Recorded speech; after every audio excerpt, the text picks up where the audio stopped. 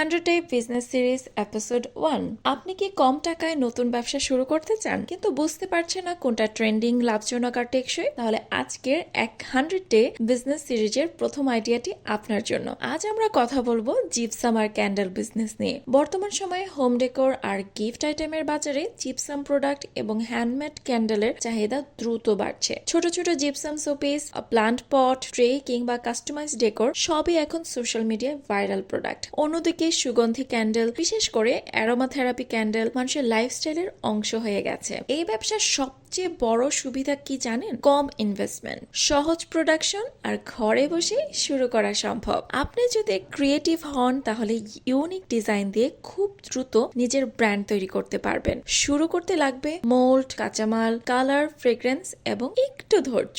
আর বিক্রির জন্য Facebook, Instagram আর local gift shop, এই তিনটাই আপনার প্রথম মার্কেট। মনে রাখবেন, ছোট শুরু মানেই ছোট থাকা না। সঠিক আইডিয়া, কনসিস্টেন্সি আর ব্র্যান্ডিং, এই তিনটা থাকলে একটা ছোট জিপসাম বা ক্যান্ডেল বিজনেসও হয়ে উঠতে পারে বড় ব্র্যান্ড। তো আপনি কি প্রস্তুত আপনার 100 দিনের বিজনেস জার্নি শুরু করতে? আগামী এপিসোডে আসছি আরেকটি নতুন বিজনেস আইডিয়া নিয়ে। আর এরকম নতুন নতুন বিজনেস আপডেটের জন্য এবং আইডিয়ার জন্য উদ্যোক্তা পত্রিকার সাথেই থাকুন।